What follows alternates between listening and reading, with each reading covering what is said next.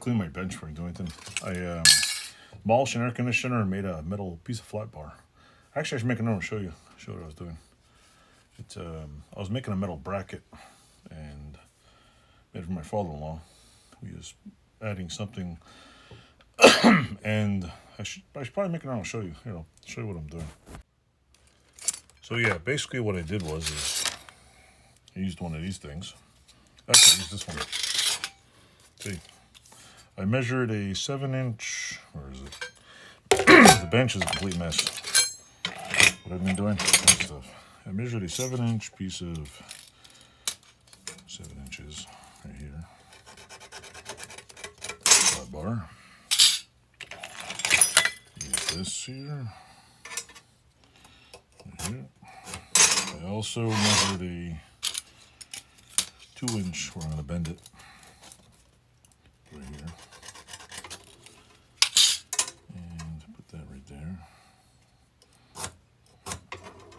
And right about somewhere there, I measured this is what, 1 inch, inch and a half, I think.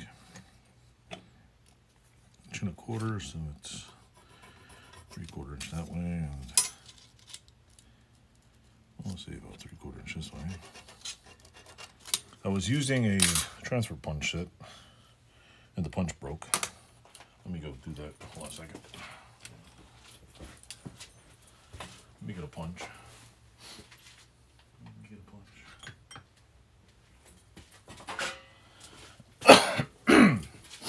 What I did was I couldn't find my regular punch, so I figured I'd use the transfer punch. Put it on here like so.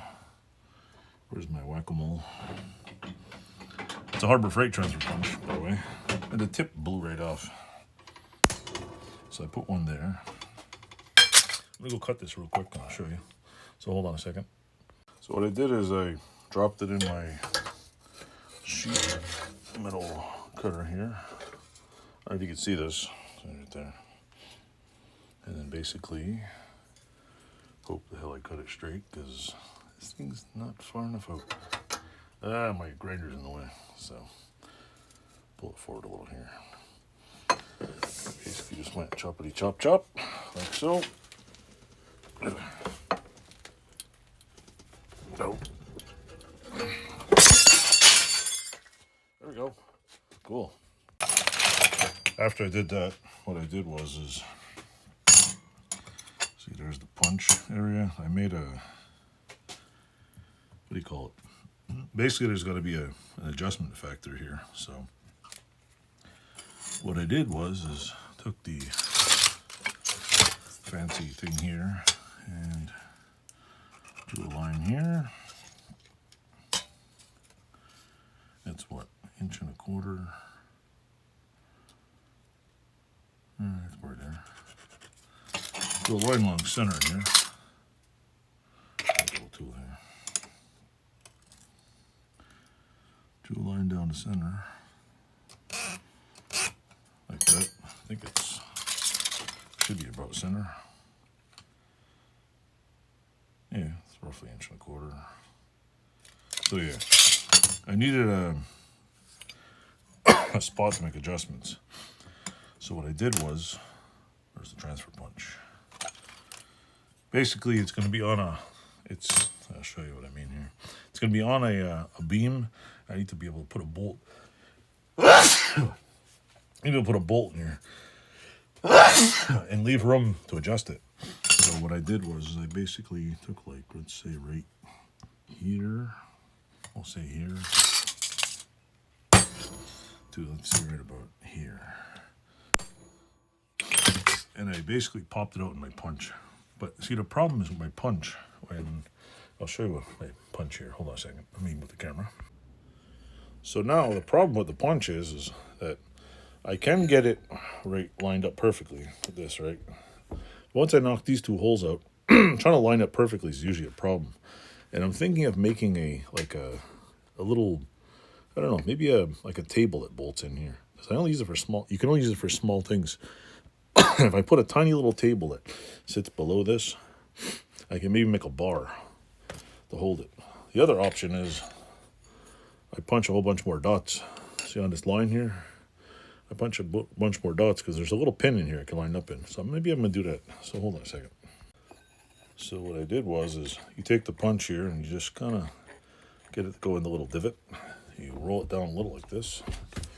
Then you grab a big frickin' metal bar up here, jam it in there, and you go dun, dun, dun, and you watch for that. And you pop a hole through it. Ta-da! Round it back a little, wind it back, and you get a voila. Now, if I go like this end, usually I just lift it up a little here, find the hole, find it somewhere, wherever it is. Come on, get in there. There we go. Drop it down like that. Drop it in there, and then ta-da! The other problem I have with this punch is it's small. You got to put something in here so that when you drop it out of here, it comes out.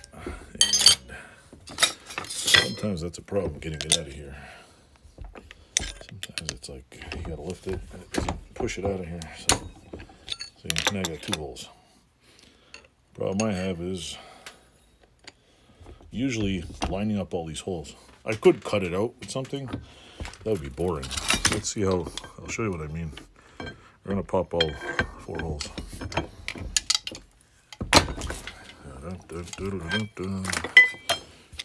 This in here like so. See, slowly lining up. We'll pop this one next. There we go.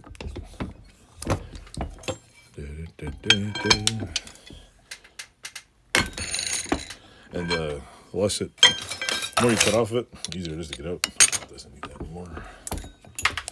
I've got one more here. So I'm thinking of making like a track guide or something here, just to get it going. Why did I buy this punch? Well, notice how easy it is to punch a hole? That would have been a lot of drilling. So now that I have it like almost like that, this is the cool thing about this punch. You take it and you go like this. You can line it up a little and you can just, you can almost hand notch it. Put it on the side here like so. You can take some of the little spikes out there. I'll show you in a second here. I'm doing this without a metal bar right now. Now I gotta do this. So anyway, that's how I made a little notch here. Just needs a little bit of filing. See, sometimes it's a little too high, the little holes. But for the amount, look how much drilling time. I would have to each one, pre-drill it, and then the reason why I have a die filer, so I can just play with this on a die filer. But anyway, what I was doing with this is, now I'm going to take, oh yeah, I forgot this one. Forgot one here. Put that there. Forgot one hole. Da, da, da, da. There we go, there's the last one. I made this for a piece of machinery of his, but the belt keeps coming off, and kind of sucks. There we go. So we have this many holes in it.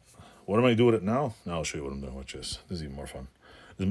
Next time use my other favorite machine. So now for this little project here, this thing's rusting again. I'm basically going to put it on my favorite little machine here. This is my diagonal finger brake. And I basically lined it up in here like so. With a little bit of, lock it down. And then take this doodad and hit it with a bendy. There we go. And there we go. Now I have a nice bracket. Of course, I just got to pound it straight again, but so now I have a bracket that can be bolted on and then adjusted back and forth. Got to file this out, but I'm just showing what I did. Also, on the other one, I rounded the edges and deburred it. It looked better. But this one actually has a better, this part right here is lined up a hell of a lot better than the last ones are all crooked. I mean, it's not perfect, but for what we're doing, we're not building airplanes. So, you know, it is what it is. So anyway, this by the way is my favorite machine. I paid like $500 for it. Brand new, they're $5,000. Weighs 350 pounds and probably was what tore my rotator in my arm. But it's awesome. It's ugly. I need to de-rust it and probably just give it a good paint job. But you know what? Hey, it was sitting in some guy's carport outside in the middle of winter. My God, I was like, who the hell leaves this in a carport in the backyard? And oh well. Anyway, thanks for watching, and here, I'll turn it up so I can say goodbye to you all. So anyway, thanks for watching. This is my little metal tool I made. It's, like I said, it's got to be banged out a little straighter. I think my camera's over here. So yeah, that's what I made. Cool, huh? Thanks.